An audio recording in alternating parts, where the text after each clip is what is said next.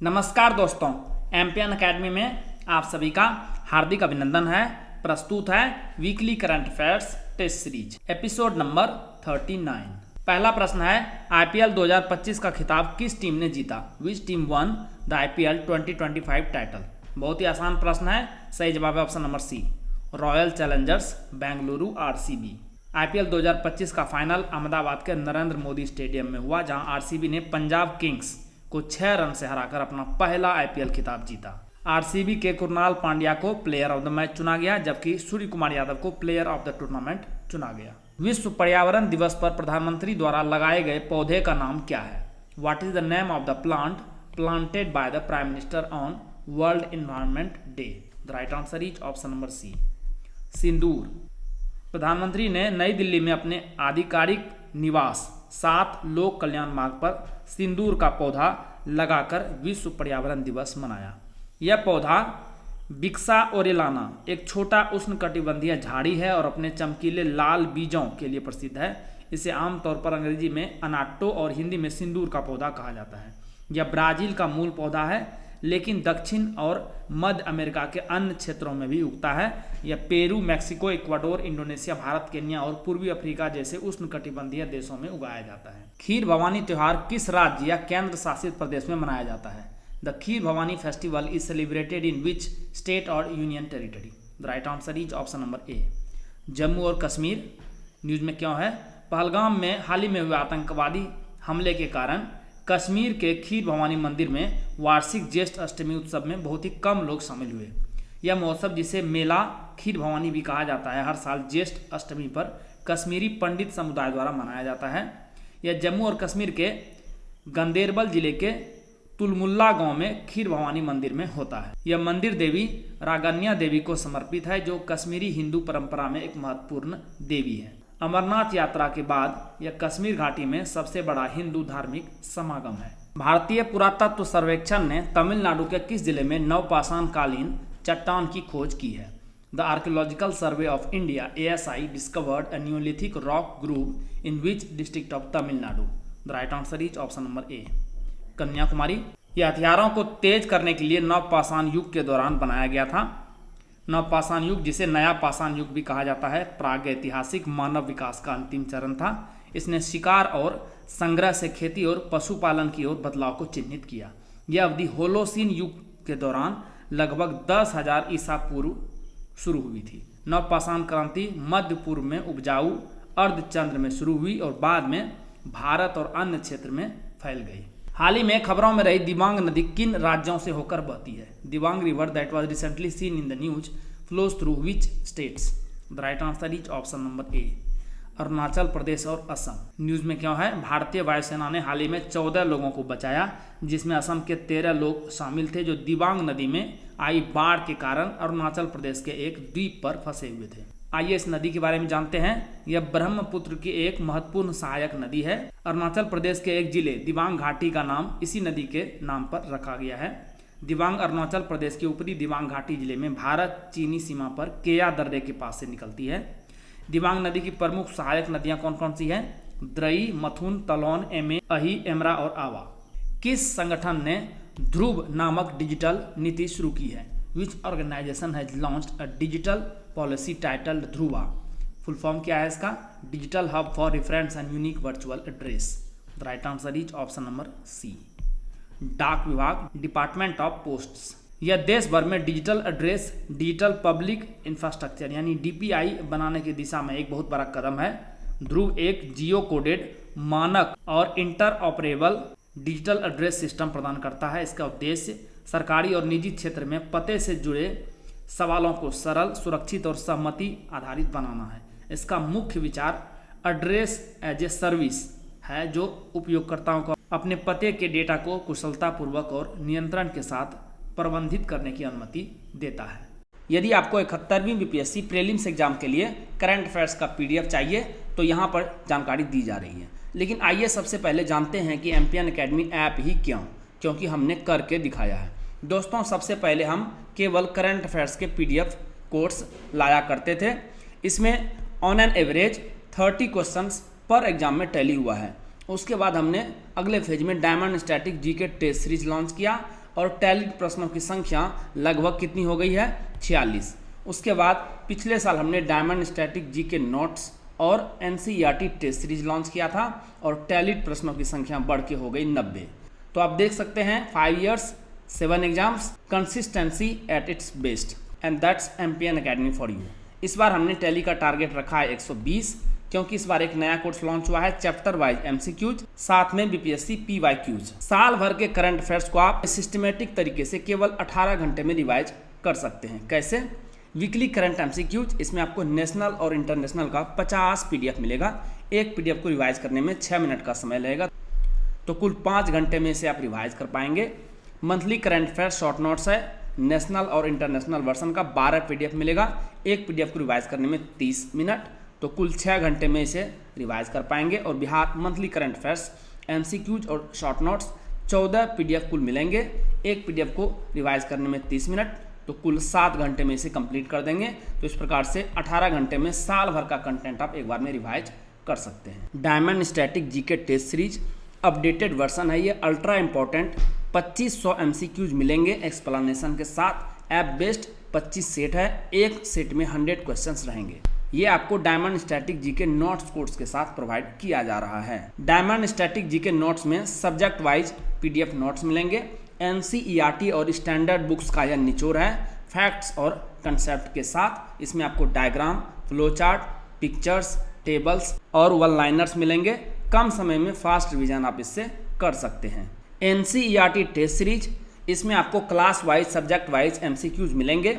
App based 100 MCQs का 37 प्रश्नावली है, 33% नेगेटिव मार्क के साथ। इसमें आपको सभी विषय के एमसीक्यूज मिलेंगे। चैप्टर वाइज एमसीक्यूज और बीपीएससी पीवाईक्यूज का कंबाइंड कोर्स है डिस्क्रिप्शन के साथ। इसमें आपको 2 कोर्सेज मिलेंगे, chapter wise MCQs, app based real time test है, और साथ में BPSC previous year question paper PDF के रूप में 39वीं से लेकर 70वीं बीपीएससी के क्वेश्चंस आपको मिलेंगे डिस्क्रिप्शन के साथ। आपको ये पीडीएफ नोट्स और टेस्ट सीरीज मिलेगा कैसे? गूगल प्ले स्टोर पर टाइप कीजिए एमपीएन अकेडमी, वहाँ पर इस प्रकार का लोगो दिख जाएगा। ऐप को इंस्टॉल कीजिए, ओटीपी के साथ लॉगिन कीजिए और स्टोर सेक्शन में जाइए। वहाँ पर आपको 4 प्रकार के कोर्स मिलेंगे, डायमंड स्टैटिक जीके नोट्स और टेस्ट सीरीज एक साथ में, current affairs PDF, NCERT test series, और फिर चौथा chapter wise MCQs plus BPSC PYQs. Course पर क्लिक कीजिए, उसके बाद नीचे चले जाइए, आई एम इंटरेस्टेड पर क्लिक कीजिए। आपको मैसेज और व्हाट्सएप पर पेमेंट का लिंक मिल जाएगा। शुल्क का भुगतान करें और कोर्स कंटेंट आपको एमपीएन अकेडमी ऐप पर मिल जाएगा। दोस्तों, ये सभी कोर्स आपको हिंदी और इंग्लिश दोनों भाषाओं में अलग अलग ऐप पर उपलब्ध है। ऐप का लिंक आपको इस वीडियो के डिस्क्रिप्शन और पिंड कमेंट सेक्शन में भी मिल जाएगा, तो ध्यान से लैंग्वेज सेलेक्ट कीजिएगा। किस संगठन ने विश्व धन रिपोर्ट, विश्व संपदा रिपोर्ट भी या विश्व संपत्ति रिपोर्ट भी कहते हैं, इसे जारी की है? Which organisation has released the world wealth report 2025? The right answer is option number C, Capgemini research institute CRI। इस रिपोर्ट से पता चलता है कि 2024 में भारत में 3,78,810 करोड़पति होंगे, जिसकी कुल संपत्ति $1.5 ट्रिलियन होगी। भारत के उच्च निवल मूल्य वाले व्यक्ति यानी HNWI की संपत्ति में 8.5% से भी अधिक की वृद्धि हुई है, जिसमें करोड़पति पड़ोस खंड में मजबूत वृद्धि हुई है। रिपोर्ट में 71 देशों को शामिल किया गया है और संपत्ति वृद्धि में अमेरिका के नेतृत्व पर प्रकाश डाला गया, जबकि भारत और जापान एशिया प्रशांत में अग्रणी है। भारत ने किस अंतर्राष्ट्रीय संगठन की अध्यक्षता हासिल की है? विच international organisations presidency has India secured? The right answer is option number D, अंतर्राष्ट्रीय प्रशासनिक विज्ञान संस्थान, international institute of administrative sciences. Bharat को 2025-28 के कार्य के लिए IIAS का अध्यक्ष चुना गया है। यह संस्थान एक प्रमुख वैश्विक मंच है जो लोक प्रशासन में वैज्ञानिक अनुसंधान को बढ़ावा देता है। इसमें 31 सदस्य देश, 20 राष्ट्रीय खंड और 15 शैक्षणिक अनुसंधान केंद्र शामिल हैं, जो नवाचार और ज्ञान साझा करने पर एक साथ काम करते हैं। भारत 1998 से इस संगठन का सदस्य रहा है। संयुक्त राष्ट्र महासभा UNGA के 80वें सत्र के अध्यक्ष के रूप में किसे चुना गया? Who was elected as the president of the 88th session of the United Nations General Assembly UNGA? The right answer is option number C, Annalena Baerbock. Germany की पूर्व विदेश मंत्री अन्नालेना बैरकॉक को UNGA के 80वें सत्र का अध्यक्ष चुना गया। उन्हें 167 वोट मिले, जबकि उनकी प्रतिद्वंदी हेल्गा शिम्ड को मात्र 7 वोट मिले, जबकि 14 देशों ने मतदान में हिस्सा नहीं लिया। बैरकॉक पश्चिमी यूरोपीय और अन्य समूह की पहली महिला और इस प्रतिष्ठित पद पर पहुंचने वाली कुल 5वीं महिला बनी। भारत में कृषि परिवर्तन में तेजी लाकर किसानों को सशक्त बनाने के लिए शुरू किए गए अभियान का नाम क्या है? What is the name of the campaign launched to empower farmers by accelerating agricultural transformation in India? The right answer is option number A, विकसित कृषि संकल्प अभियान। इसका शुभारंभ भुवनेश्वर स्थित central institute of fresh water aquaculture में विकसित कृषि संकल्प अभियान में किया गया। इस अभियान का उद्देश्य भारत में कृषि परिवर्तन को गति देकर 1.5 करोड़ से अधिक किसानों को सशक्त बनाना है। इसका नेतृत्व कृषि और किसान कल्याण मंत्रालय करता है। इसका लक्ष्य ग्रामीण क्षेत्रों में कृषि और मत्स्य पालन में उन्नत तकनीकों का प्रसार करना है। यह खेती और जलीय कृषि में आत्मनिर्भरता, स्थिरता और लचीलेपन को बढ़ावा देगा। यह अभियान विकसित भारत यानी विकसित भारत के दृष्टिकोण का समर्थन करता है। यह प्रशिक्षण, डेमो और किसान वैज्ञानिक बातचीत के माध्यम से सभी जिले के 5 करोड़ से अधिक किसानों को लक्षित करेगा। यह मत्स्य पालन को ग्रामीण विकास और आजीविका सुरक्षा के एक अनिवार्य हिस्से के रूप में उजागर करता है। कोयला मंत्रालय द्वारा लॉन्च किए गए सी केयर्स संस्करण 2.0 पोर्टल का प्राथमिक उद्देश्य क्या है? What is the primary objective of the C CARES version 2.0 portal launched by coal ministry? The right answer is option number A, भविष्य निधि और पेंशन संवितरण में पारदर्शिता और दक्षता बढ़ाना। इसे centre for development of advanced computing यानी CDAC ने स्टेट बैंक ऑफ इंडिया के सहयोग से विकसित किया है। यह पोर्टल कोयला क्षेत्र के श्रमिकों के लिए भविष्य निधि और पेंशन सेवाओं में दक्षता और पारदर्शिता को बेहतर बनाता है। यह दावों की वास्तविक समय पर ट्रैकिंग, स्वचालित खाता अपडेट और श्रमिकों के खातों में सीधे धन हस्तांतरण को सक्षम बनाता है। किस राज्य सरकार ने ग्रेटर फ्लेमिंगो अभयारण्य की स्थापना की है? Which state government has established the greater flamingo sanctuary? The right answer is option number A, Tamil Nadu. Tamil Nadu सरकार ने आधिकारिक तौर पर रामनाथपुरम जिले के धनुषकोडी में ग्रेटर फ्लेमिंगो अभयारण्य को अधिसूचित किया है। ग्रेटर फ्लेमिंगो क्या है? यह सबसे बड़ी और सबसे व्यापक फ्लेमिंगो प्रजाति है जो अफ्रीका, दक्षिणी यूरोप और भारत और पाकिस्तान सहित दक्षिण और दक्षिण पूर्व एशिया में पाई जाती है। भारत में ग्रेटर और लेसर फ्लेमिंगो दोनों पाए जाते हैं। ग्रेटर फ्लेमिंगो गुजरात का राज्य पक्षी भी है। IUCN रेड लिस्ट में देखेंगे तो यह लिस्ट कंसर्न्ड यानी कम चिंता वाली प्रजाति में आता है, यानी प्रजाति व्यापक और प्रचुर मात्रा में उपलब्ध है। एम्पियन अकेडमी का टेलीग्राम पेज अवश्य ज्वाइन करें। सर्च कीजिए एम्पियन अकेडमी, इस प्रकार से लोगो दिखेगा, ज्वाइन कर लीजिए। क्या क्या मिलेगा आपको? वहाँ पर BPSC परीक्षा से संबंधित अपडेटेड न्यूज आपको मिलेगी। BPSC प्रीलिम्स एग्जाम का स्पेशल डेली क्विज आयोजित किया जाता है सुबह और शाम, वो आपको मिलेगा।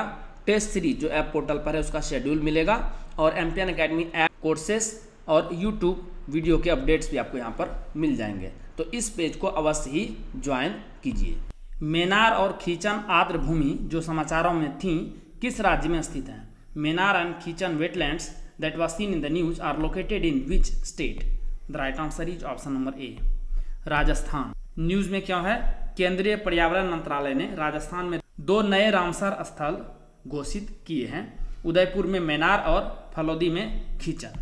मेनार एक मीठे पानी का मानसून आर्द्र भूमि है जो ब्रह्म तालाब, थांड तालाब, खेरोदा तालाब और आसपास के खेत से बना है, जो मानसून के दौरान बाढ़ में डूब जाता है। यह गंभीर रूप से संकटग्रस्त सफेद पंख वाले गिद्ध और लंबी चोंच वाले गिद्ध जैसे जलीय पक्षियों का घर है। थार रेगिस्तान में खींचन में रात्रि नदी और विजय सागर तालाब शामिल हैं और 150 पक्षी प्रजातियों का घर है। सामाजिक न्याय और अधिकारिता मंत्रालय ने किस योजना के तहत waste picker enumeration app launch किया है? The ministry of social justice and empowerment launched the waste picker enumeration app under which scheme? The right answer is option number A, Namaste scheme. विश्व पर्यावरण दिवस 2005 के अवसर पर सामाजिक न्याय और अधिकारिता मंत्रालय ने नमस्ते योजना के तहत कचरा बीनने वाले की प्रोफाइलिंग के लिए एक राष्ट्रव्यापी waste picker enumeration app launch किया है। नमस्ते स्कीम है, इसका फुल फॉर्म क्या है? National action for mechanized sanitation ecosystem. इसका शुभारंभ जुलाई 2023 में किया गया था। नोडल मंत्रालय कौन कौन से हैं? सामाजिक न्याय और अधिकारिता मंत्रालय और आवास और शहरी मामलों के मंत्रालय। पेरिटो मोरेनो ग्लेशियर जो खबरों में था किस देश में स्थित है? Pareto Moreno glacier that was scene in the news is located in which country? The right answer is option number A, Argentina. इस ग्लेशियर को व्हाइट जायंट भी कहा जाता है। अर्जेंटीना के सांता क्रूज में एल कैलाफेट के पास स्थित है। यह दक्षिण अमेरिका के एंडीज पर्वत में स्थित है और लॉस ग्लेशियर नेशनल पार्क का हिस्सा है, जो संयुक्त राष्ट्र शैक्षिक, वैज्ञानिक और सांस्कृतिक संगठन यूनेस्को का विश्व धरोहर स्थल है। ग्लेशियर का निर्माण लगभग 18,000 साल पहले पिछले हिमयुग के दौरान हुआ था। ग्लोबल वार्मिंग और बढ़ते तापमान के कारण अब यह तेजी से टूट रहा है। रायगढ़ किला किस भारतीय राज्य में स्थित है? Raigad fort is located in which Indian state? The right answer is option number B, Maharashtra. News में क्या है? भारतीय पुरातत्व सर्वेक्षण ASI और रायगढ़ विकास प्राधिकरण द्वारा संयुक्त रूप से की गई खुदाई में रायगढ़ किले में यंत्र राज यानी एस्ट्रोलैब नामक एक प्राचीन उपकरण की खोज की गई है। इस खगोलीय उपकरण का उपयोग ऐतिहासिक रूप से आकाशीय पिंडों की स्थिति मापने के लिए किया जाता था। रायगढ़ किला जो कभी छत्रपति शिवाजी महाराज की राजधानी हुआ करता था, महाराष्ट्र के रायगढ़ जिले में स्थित है। किस मंत्रालय ने CAPFs और असम राइफल्स के सेवानिवृत्त कर्मियों के लिए मानद रैंक पदोन्नति योजना शुरू की है? Which ministry has launched the honorary rank promotion scheme for retiring personnel of CAPFs and Assam rifles? The right answer is option number B, गृह मंत्रालय, मिनिस्ट्री ऑफ होम अफेयर्स। केंद्रीय गृह मंत्री अमित शाह की अगुवाई वाली इस योजना के तहत कांस्टेबल से लेकर सब इंस्पेक्टर तक एक रैंक की मानद पदोन्नति दी जाती है। यह कर्मियों के मनोबल, गौरव और आत्मसम्मान को बढ़ाने के लिए सेवानिवृत्ति के दिन दिया जाता है। यह पदोन्नति प्रतीकात्मक है और इसमें कोई वित्तीय या पेंशन लाभ शामिल नहीं होता है। यह तभी लागू होता है जब सेवा की संरचना में उच्च रैंक मौजूद हों। किस राज्य सरकार ने तंबाकू उत्पाद खरीदने की न्यूनतम कानूनी आयु 18 वर्ष से बढ़ाकर 21 वर्ष कर दी है? Which state government has increased the minimum legal age for purchasing tobacco products from 18 years to 21 years? The right answer is option number C, Karnataka. शैक्षणिक संस्थानों के 100 मीटर के भीतर तंबाकू की बिक्री और खुली सिगरेट की बिक्री पर अब प्रतिबंध लगा दिया गया है। यह संशोधन भारत के संविधान के अनुच्छेद 47 के तहत सार्वजनिक स्वास्थ्य सुरक्षा को मजबूत करता है, विशेष रूप से युवाओं के लिए। रोग मुक्त रोपण सामग्री उपलब्ध कराने के लिए केंद्र सरकार द्वारा शुरू की गई पहल का नाम क्या है? What is the name of the initiative launched by the union government to provide disease free planting material? The right answer is option number A, Swachh Sanyantra कार्यक्रम, क्लीन प्लांट प्रोग्राम। केंद्र सरकार ने महाराष्ट्र में अंगूर, संतरे और अनार के लिए स्वच्छ पौध कार्यक्रम शुरू किया है। स्वच्छ पौध कार्यक्रम बागवानी फसलों जैसे फलों, सब्जियों और फूलों के लिए रोग मुक्त और उच्च गुणवत्ता वाली रोपण सामग्री प्रदान करने के लिए एक सरकारी पहल है। इसका उद्देश्य किसानों को प्रमाणित स्वस्थ पौधों तक पहुंच प्रदान करके फसल उत्पादकता में सुधार करना और नुकसान को कम करना है। महाराष्ट्र में रोग निदान, उपचार और रोपण सामग्री के संगरोध के लिए 9 स्वच्छ पौध केंद्र CPC स्थापित करना शामिल है। इसमें त्राल वन्यजीव अभयारण्य किस राज्य या केंद्र शासित प्रदेश में स्थित है? Tral wildlife sanctuary is located in which state और union territory? The right answer is option number B, Jammu और कश्मीर। न्यूज में क्या है? केंद्र सरकार ने हाल ही में जम्मू कश्मीर में त्राल वन्यजीव अभयारण्य के आसपास एक इको सेंसिटिव जोन ESZ घोषित किया है। यह अभयारण्य पुलवामा जिले में स्थित है और वन्य जीवों की आवाजाही के गलियारे के रूप में महत्वपूर्ण भूमिका निभाता है। यह दाचीगाम राष्ट्रीय उद्यान के बाहर दुर्लभ स्थानों में से एक है और यहाँ गंभीर रूप से लुप्त प्राय हंगुल हिरन, तस्वीर में देखिए, अभी भी पाए जाते हैं। अभयारण्य में विशिष्ट हिमालयी नम शीतोष्ण उप अल्पाइन और अल्पाइन वन प्रकार हैं। किस संस्थान ने पल्मोनरी थ्रोम्बोम्बोलिज्म PTE के इलाज के लिए धातु आधारित नैनोजाइम विकसित किया है? Which institute has developed the metal based nanozyme to treat pulmonary thromboembolism PTE? The right answer is option number A, Bharatiya Vigyan संस्थान बेंगलुरु। इस संस्थान के शोधकर्ताओं ने PTE के कारण होने वाले असामान्य रक्त के थक्के को नियंत्रित करने में मदद करने के लिए एक धातु आधारित नैनोजाइम विकसित किया है। यह रोग ऐसी स्थिति है जहां रक्त के थक्के फेफड़ों में धमनियों को अवरुद्ध कर देते हैं, जो जीवन के लिए खतरा हो सकता है। नैनोजाइम नैनो मटेरियल होते हैं जो एंजाइम की तरह काम करते हैं और इन्हें धातुओं, धातु ऑक्साइड या कार्बन आधारित पदार्थों से बनाया जा सकता है। किस मंत्रालय ने कृषि निवेश पोर्टल लॉन्च किया है? Which ministry has launched the Krishi Nivesh portal? The right answer is option number B, कृषि एवं विकास कल्याण मंत्रालय। कृषि में निवेश को बढ़ावा देने और इसमें तेजी लाने के लिए कृषि और किसान कल्याण मंत्रालय ने कृषि निवेश पोर्टल लॉन्च किया है। यह पोर्टल किसानों, उद्यमियों और उद्योगों के लिए वन स्टॉप प्लेटफॉर्म के रूप में कार्य करता है। यह कृषि क्षेत्र में केंद्र और राज्य सरकार की योजनाओं तक आसान पहुंच प्रदान करता है। वर्तमान में यह कृषि अवसंरचना कोष और पशुपालन अवसंरचना विकास कोष जैसी 17 प्रमुख योजनाओं की जानकारी देता है। प्रधानमंत्री नरेंद्र मोदी ने NUPPL द्वारा विकसित किस थर्मल पावर प्रोजेक्ट की 660 मेगावाट की पहली इकाई का उद्घाटन किया? PM Narendra Modi inaugurated the first unit of 660 megawatt in which thermal power project which is developed by NUPPL? The right answer is option number B, Ghatampur thermal परियोजना।